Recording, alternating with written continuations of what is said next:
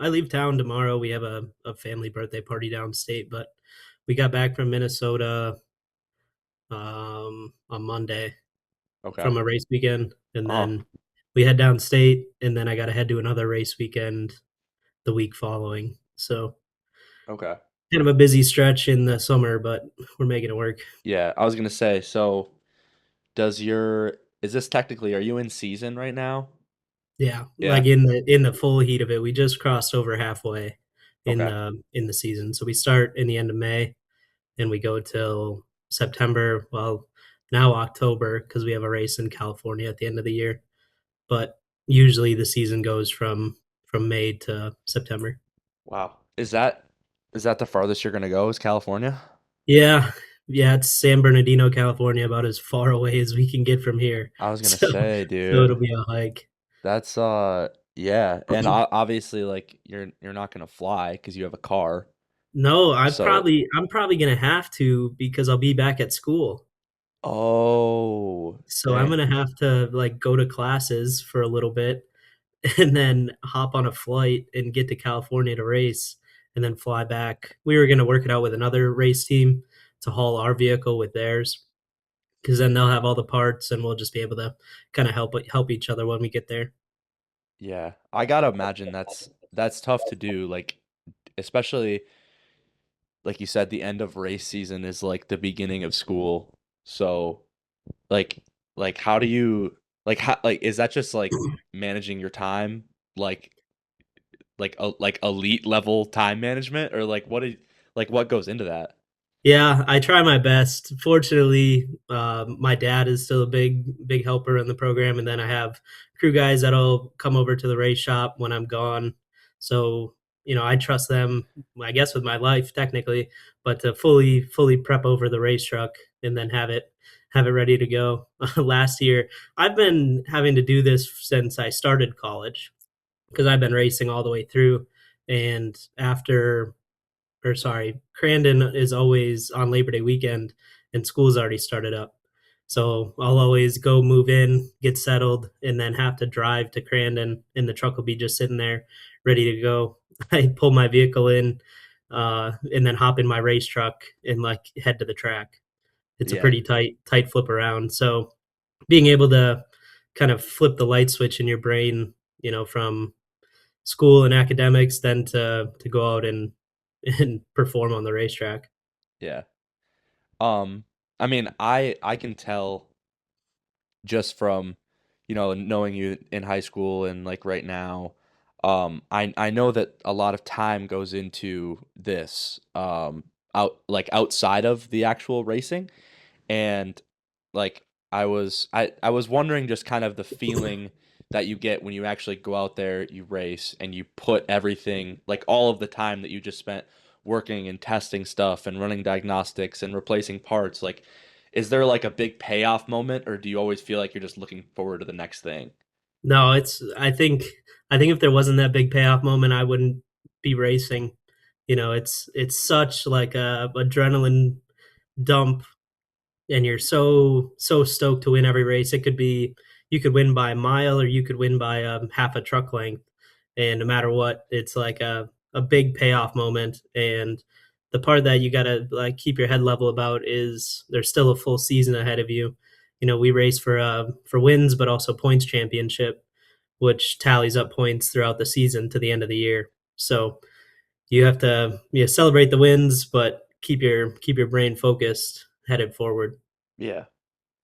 Is it something that's like you almost expect things to like need to be replaced after every race, or is it like a It's yeah, it I don't depends. It depends. Now I'm racing two trucks. So we have a super stock truck and a pro spec, both in the garage.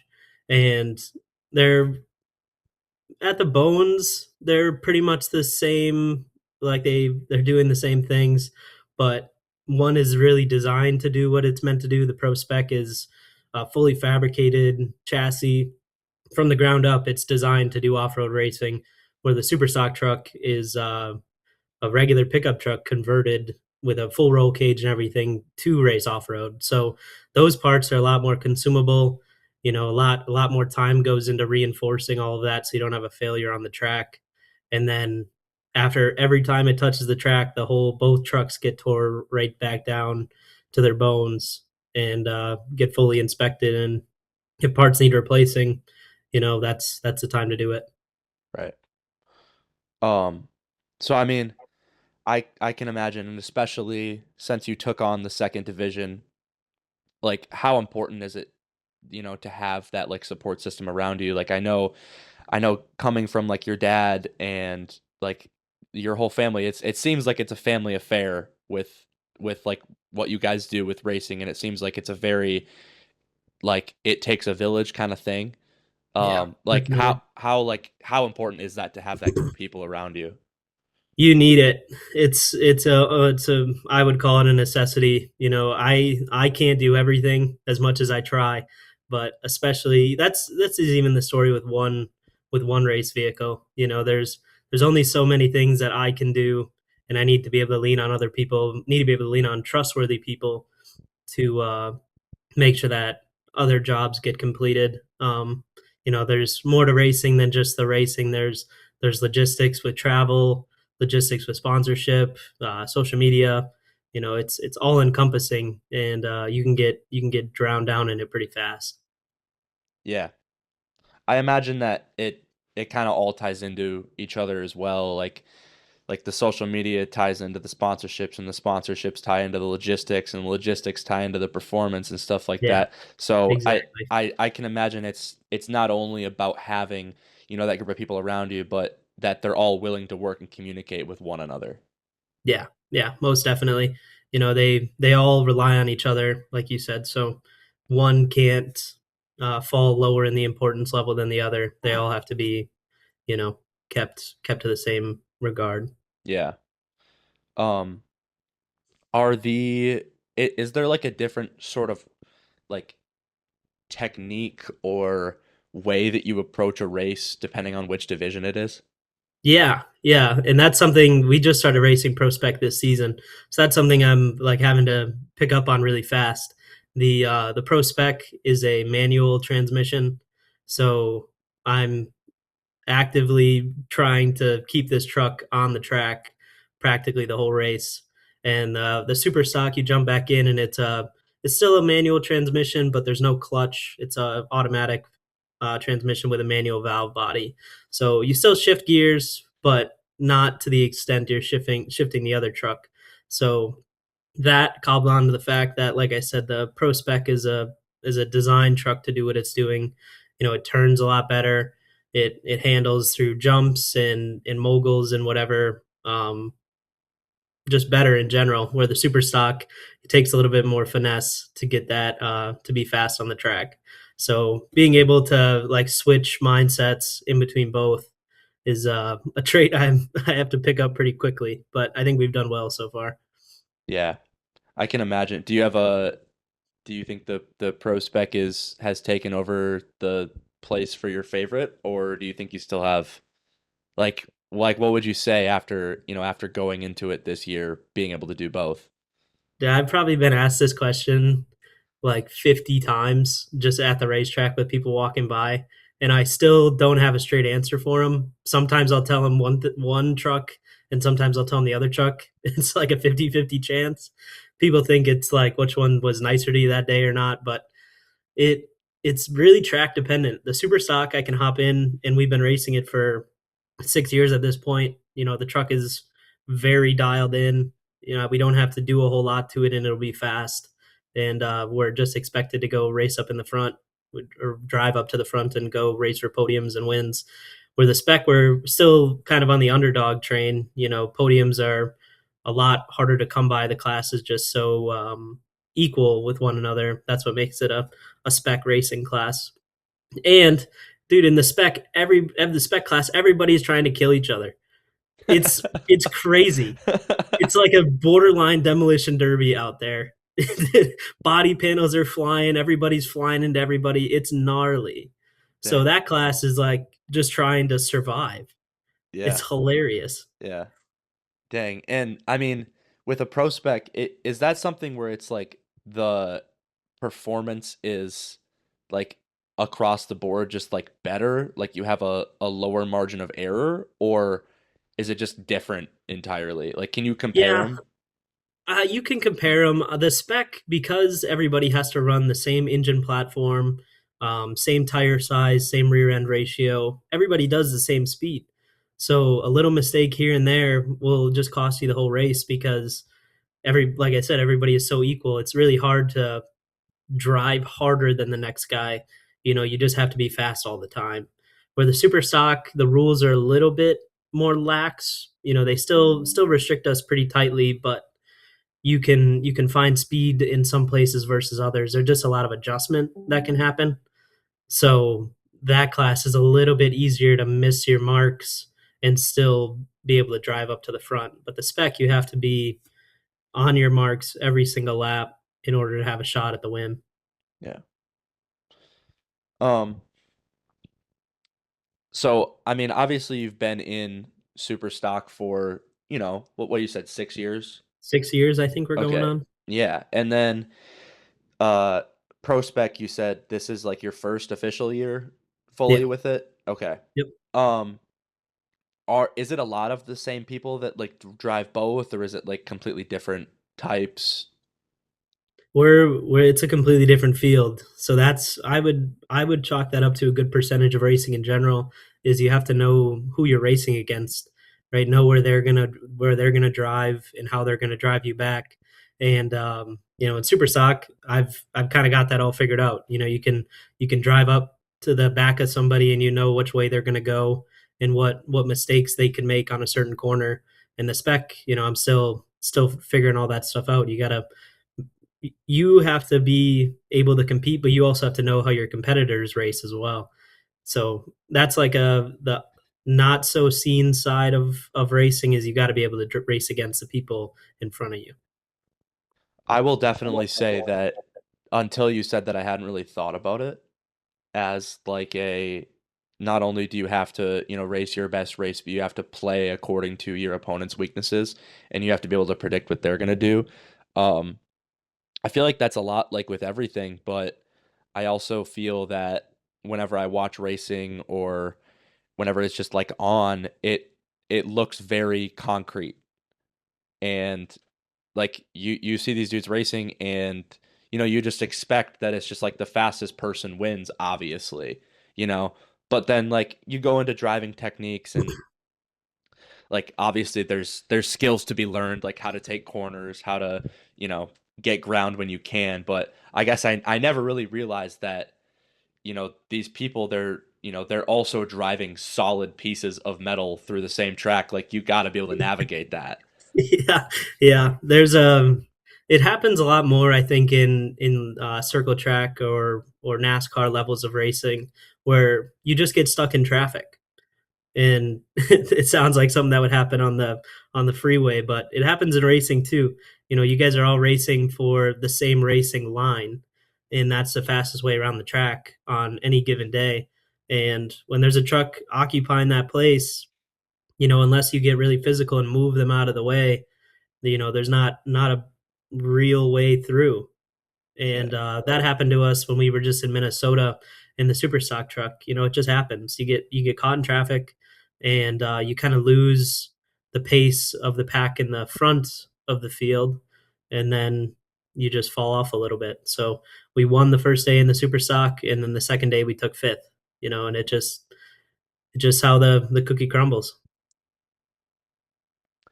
And then another thing I was going to ask you relating to racing two different divisions and just like being from an outsider perspective, like I see podium shots that you post and stuff, and it looks like you are one of the few people that are like your age doing this kind of thing. Is that true, or is that just kind of like something that I'm taking out of context?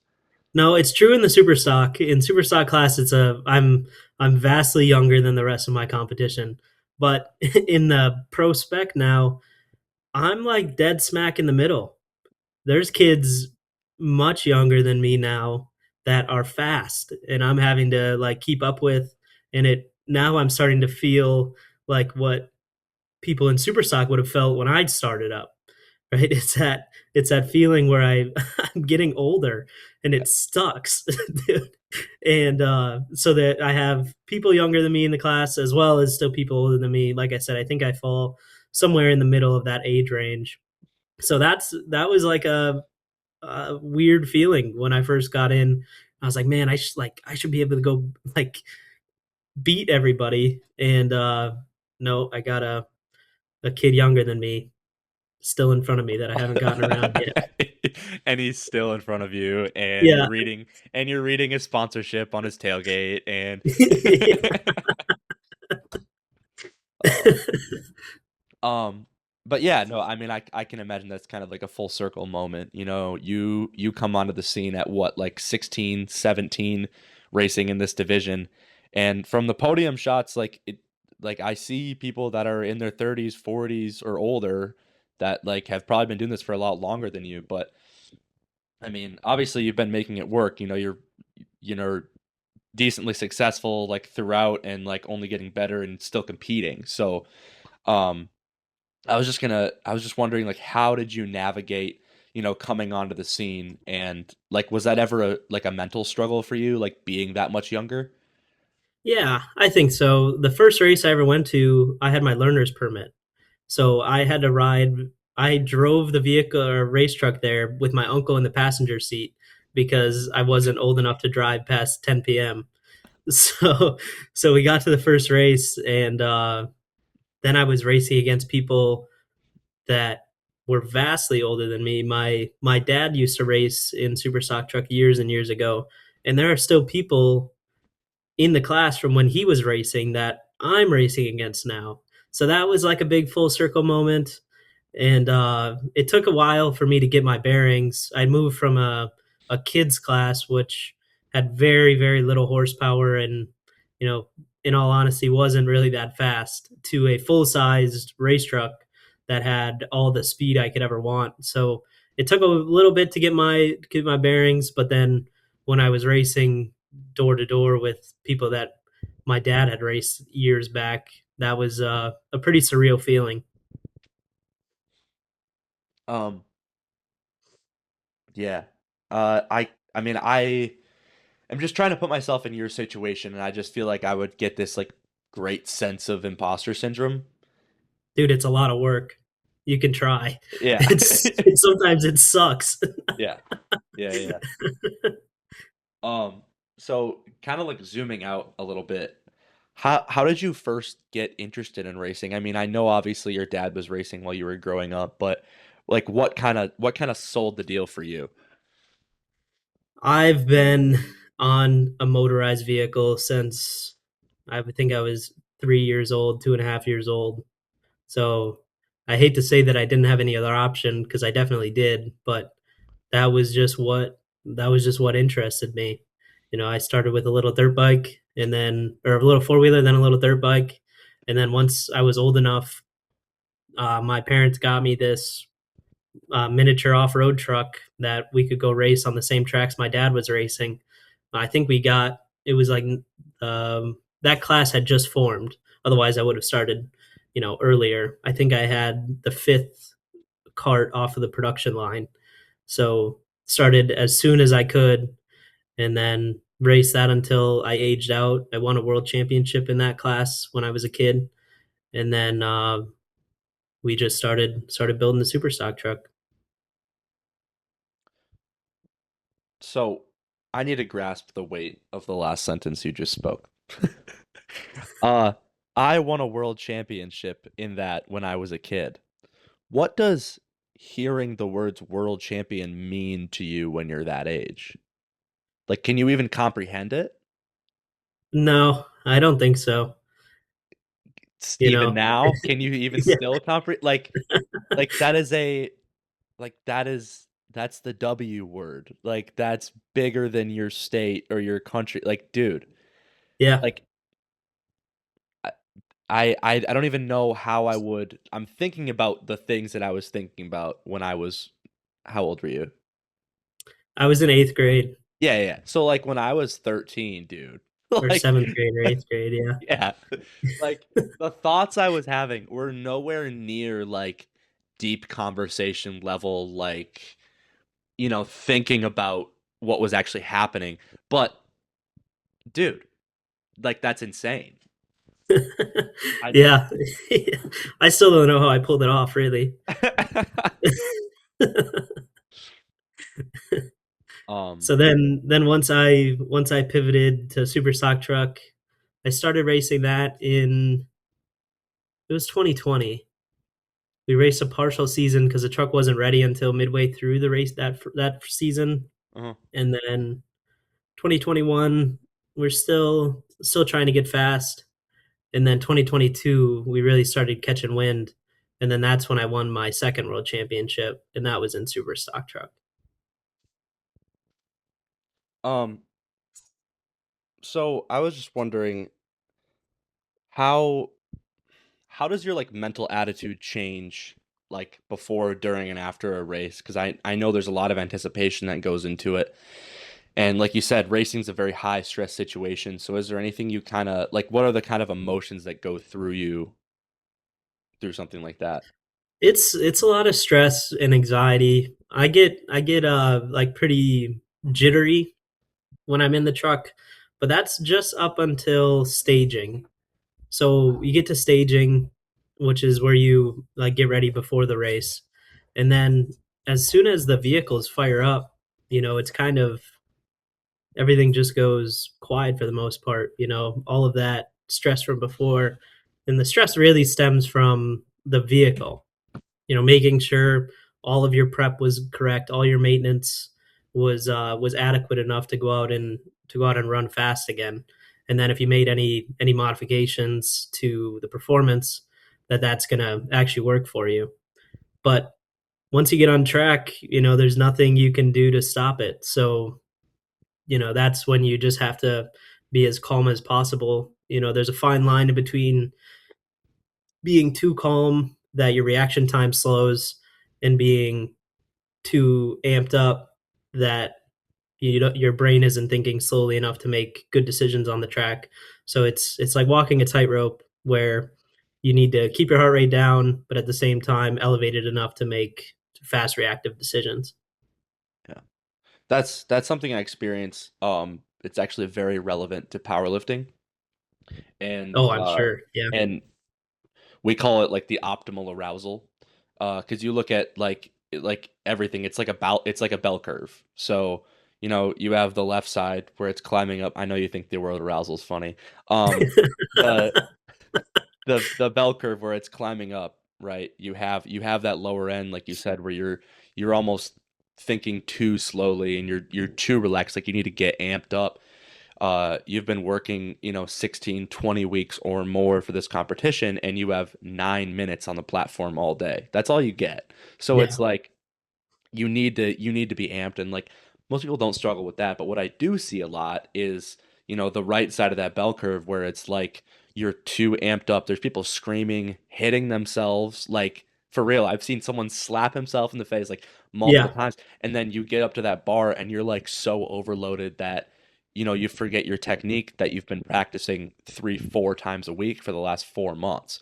Yeah. It's like you're always going to revert to what your body knows the most. And it's like in that moment, if your prep hasn't been dialed in, if your technique and everything hasn't been dialed in, like you are going to crumble under those moments. So I definitely see what you mean in the fact that, you got to get ready because it is go time. Like the race is going to happen whether you want it to or not. And whatever's going to happen is going to happen. But if you're not prepared, like you could definitely miss an opportunity to be successful. Yeah, 1000%. And I think the longer I've done this, the better I've gotten at it. When I was racing as a kid, I was a nervous wreck every time. I was like stomach cramps and so jittery I could barely sit still. And then the race would start and we'd we'd go out and do good. Yeah. But now, with the two trucks and just that I've been doing it for a long time, the nerves have settled, which is kind of alarming. There's a When we go to race at Crandon, we do a thing called the land rush start, where all the trucks start side by side in a straight line, and there is a little bit over 1,000 feet to the first corner. It's like almost a quarter mile to the first corner. And a flagman goes up in this tower and he flips a board from red to yellow and then waves a green flag. Okay. Um, I want you to try to pick up wherever you were. Yeah. Okay, we're back. Yeah. So we were talking about okay. So yeah, the when I was racing in it was called short course kart was the name of the first class I started in. My nerves were off the charts, all the time. It was like jittery and couldn't sit still. And then once I moved to super sock, kind of the same deal. There was times where I was absolutely freaking out before a race. And then, we'd go out and do okay. But the nerves at the beginning were always getting to me. And then once I just spent more time doing it, those nerves kind of subsided, which I don't know if that's something I just got used to where I just don't notice it anymore, if it actually got better. But like for instance at Crandon, which is where we go to twice a year, we do a land rush start where all the trucks line up side by side in a big line and the flagman climbs up in a tower, changes the board from red to yellow and then green, and then we all take off at the same time and you drag race like a quarter mile to the first corner. Well, plenty of people have gotten in some gnarly accidents in that first corner because ten trucks wide, 3 rows deep are fighting for, track space that's just not there for everybody. So plenty of people have gotten bottled up, decent amount of ambulance rides or airlifts. And now I sit on that line and it's just kind of another day. It's not super, it doesn't sound super gnarly in my head. And I'm able to kind of pull up to the line and just know that it's time to go. Yeah. Um, were there anything what like was there anything that anybody told you, whether it be like a parent or a friend or a mentor that kind of like stuck with you to get you through that? My dad, he spots for me every race, so every vehicle on the track has a spotter that sits up in a tower and talks to you throughout the whole race, as much or as little as you want them to. But before the race, my dad's always he gets up in the tower. Sometimes I think he's more nervous than I am. He you can see him shaking like when he gives me a fist bump before he heads up to the tower. And I'm like, Dad, like we got this. We're gonna be fine. Yeah. But then Yeah. I get the helmet on and I can hear him talking and you'll see like events start to wind up where we're about ready to go. And he'll just kind of chime in the mic. He'll be like, make sure your belts are tight, take a deep breath, we got this, just let the race come to you. And it happens before every race. And I think it helps me kind of settle down. I listen, I'll take a deep breath and I'll give my seatbelts another pull to make sure they're nice and tight. And then we go out and just do business. Yeah. That's kind of how I feel with powerlifting. And like very similarly, my dad, like every competition that I've had in recent memory, um, he'll text me like the day of or like the day before, and he'll just be like, just like remember, just just have fun. And I don't know what like clicked in my brain, but when I did collegiate nationals last year, this was on the biggest platform I've ever been on. Like there's cameras, there's lights, there's like usually when you have a local meet, there's a front judge yelling commands at you, but at nationals they have microphones because there's too much like noise going on. Too And much there's noise. Yeah. there's 4 platforms of people lifting at the same time. There's thousands of people that are competing over a couple of days.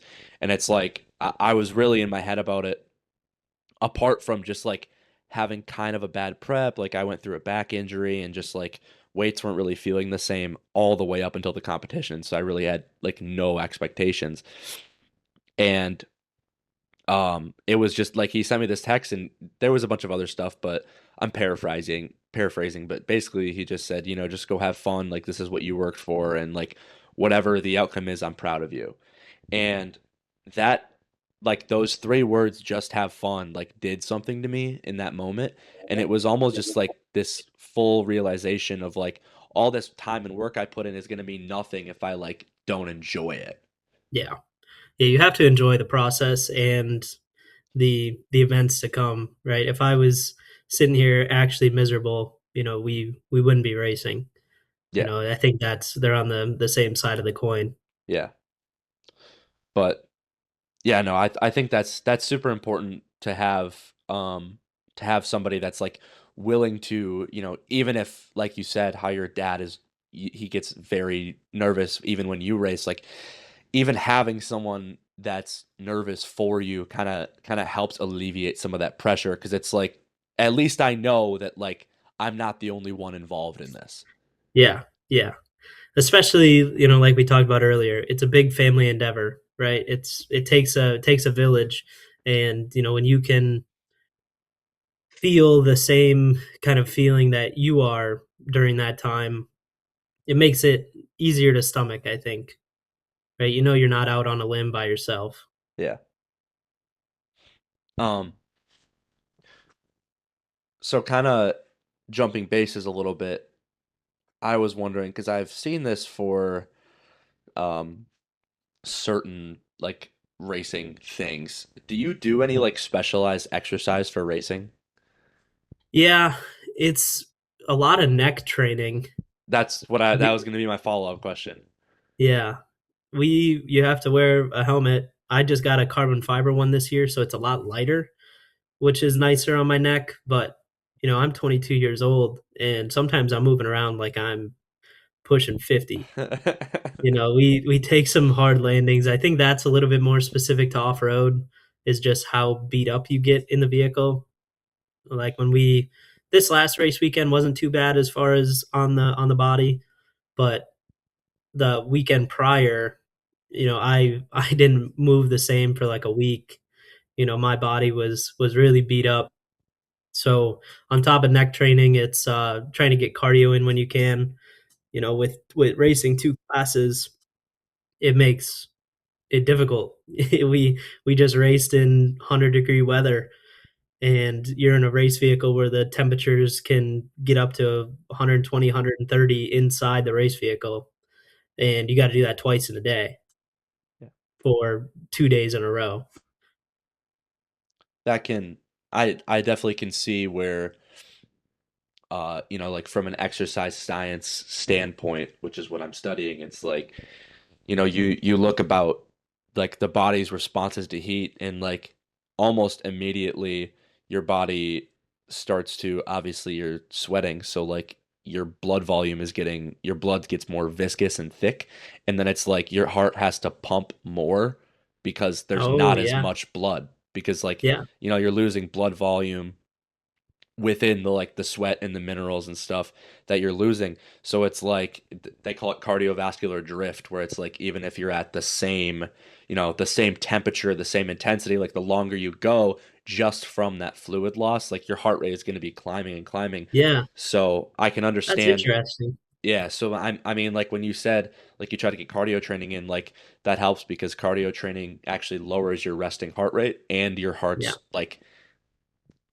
ability to stretch and then pump blood. So you're getting more blood into your, circulating per pump. So it has to you it works less if you actually train it more. yeah, But yeah, yeah, I see how that can be really important.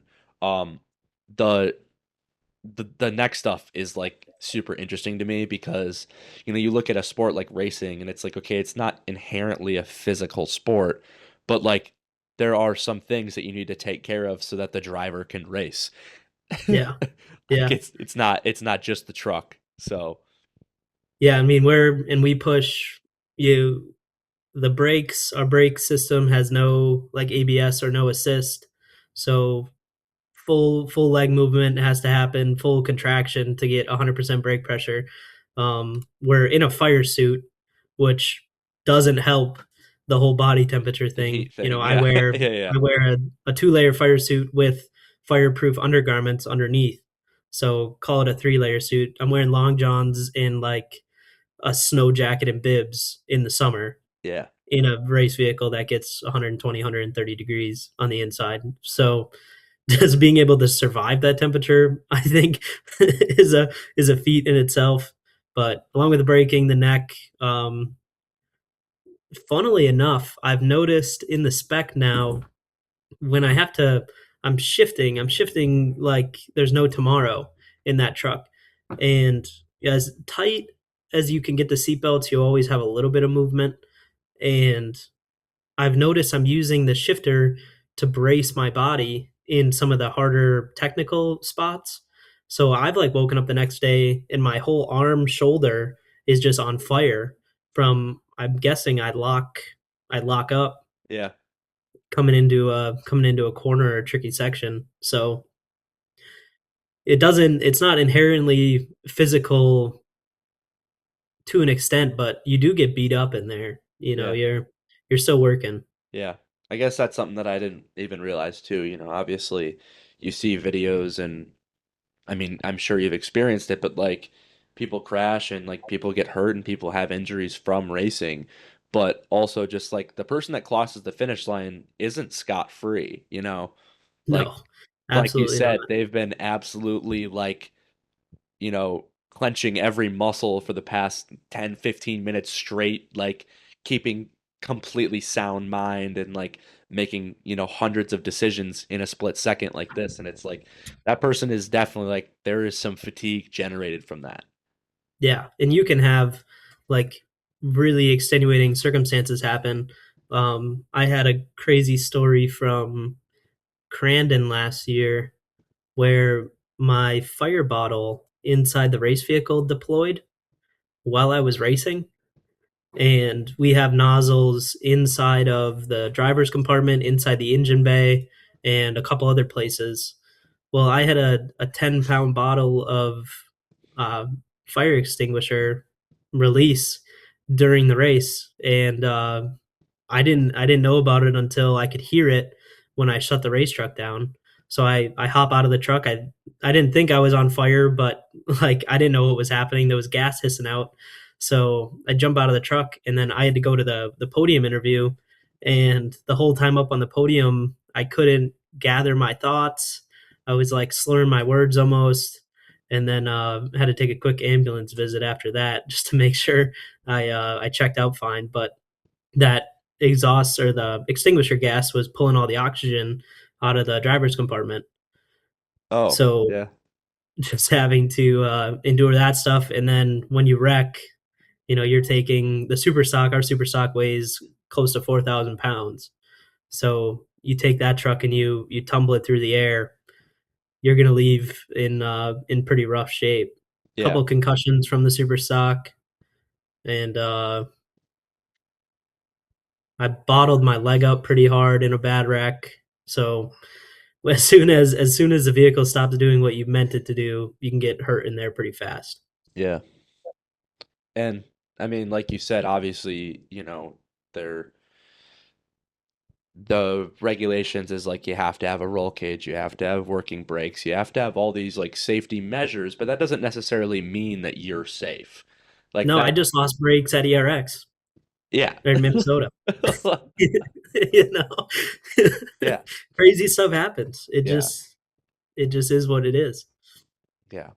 Um, so, going back through, I feel like we're talking about a lot of like the bad things that can come out of racing, but it's kind of like out of my mind that the feeling of like the good moments. So I kind of wanted to bring it back to you. And it's like with all of this kind of stuff in mind that we've been talking about for the last 20 minutes, like injuries and wrecks and like navigating stress and stuff, is there any feeling that you can like relate to crossing the finish line in a race, especially in first place?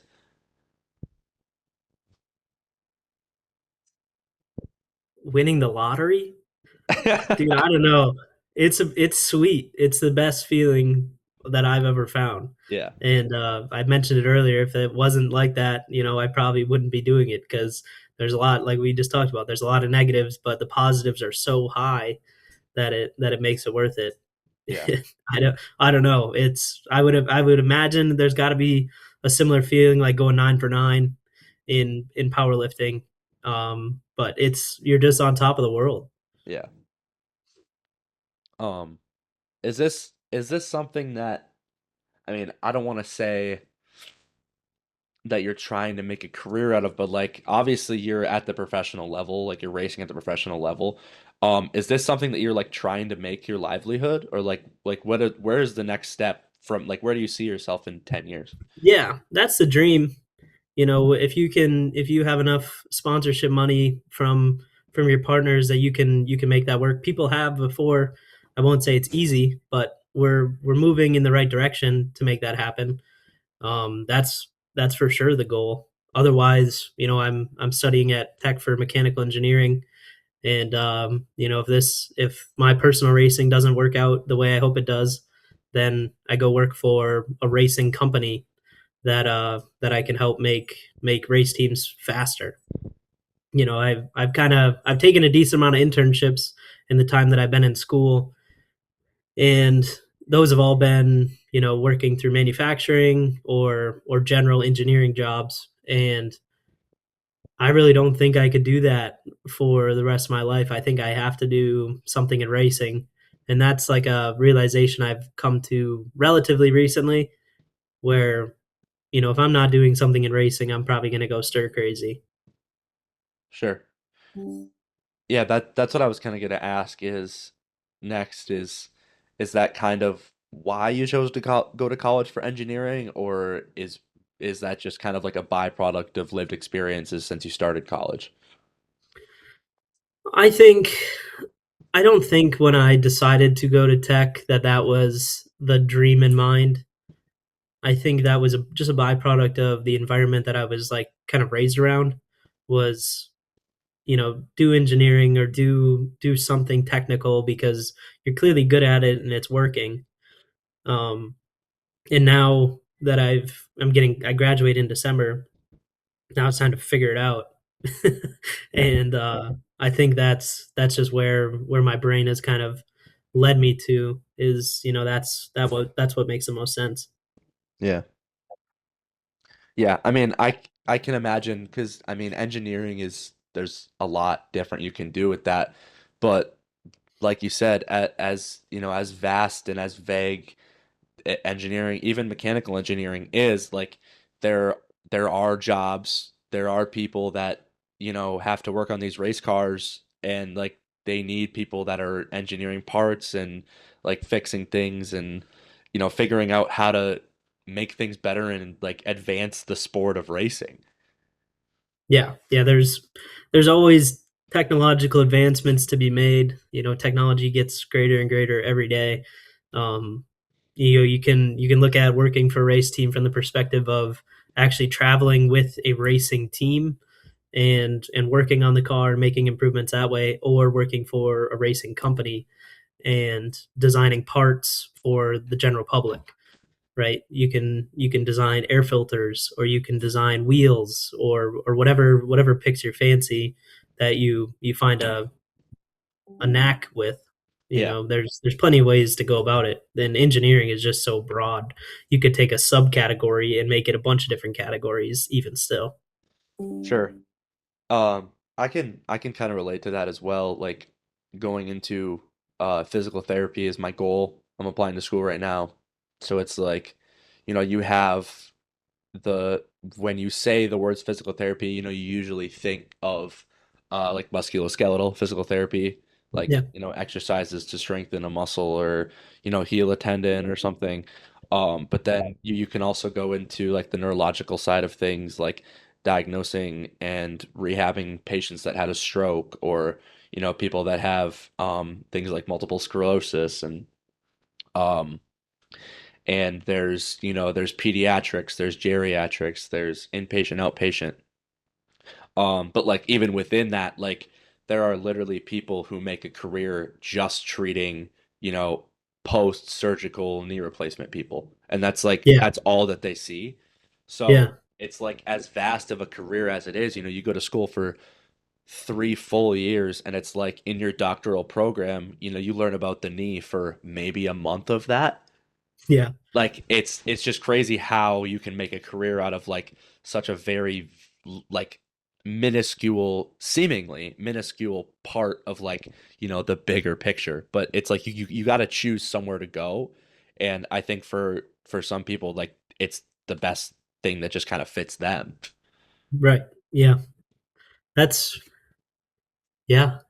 I never. I guess you all the words you've or all the different lines of study you mentioned. I've heard of just in passing, but when you rope them all under the same thing, it makes a lot of sense. Yeah.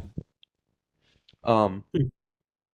so I guess kind of just like bringing it all back, like just on our way to wrapping things up. I don't have anything else prepared for you, but um, I was just gonna ask you like kind of what's next. Like what is your plan moving forward? I know obviously you're in season, but what are your plans after this season and moving forward? The plans after this season are to finish school, and then after that's done, I gotta figure out which way I want to go for whether that's racing or working in racing, and I'm gonna try my absolute hardest to make that the first of those two options. Until you know I can live this dream for a while, but it could just be a dream, right? And making the realistic decision when it's time to focus on a career. There racing's always going to be around. Maybe that's not the denomination of racing that I'm doing currently. I'll be able to get behind the wheel of something down the road. So I know if I take a little bit of time off, that's not the end of the world, and I can always jump back into the same thing or something else. But at the moment, just try to make what I got going work. We transition into spec or pro spec because, or well, now rather, I'll lose my eligibility to race in super stock truck. I have one transition year to move from that class to pro spec. So after this season, it would be strictly pro spec and would make me a full time professional driver if I choose to continue on that path. So a decent amount of viable options in the future. Hopefully, we can make one stick. Yeah. Well, I mean, good luck to you. I know you said you got a lot of decisions on your mind in the next couple coming years, but I mean, I hope everything works out for you. Um, Thank you for your time, obviously, and Yeah, dude, no problem. take as much time as you want to kind of plug your socials or like whatever you got going on. Yeah, yeah. I'm on Instagram and Facebook at Braden Beauchamp Motorsports. You can check us out. We pick up a lot during the race season, posting race results and behind the scenes, and trying to keep social media fun. And we don't take it too seriously where it bogs us down from making progress on the race vehicles, but we like to keep everybody in the loop and know where all the events are and all of that fun stuff. All right, man. Well, I will let you go. This was a lot of fun. Thank you again. Yeah, of course. Thanks for having me. Yeah. All right. Well, we'll keep in touch and I'll send you an invite link when it's uploaded. Sounds good, dude. All right. See you later. See ya.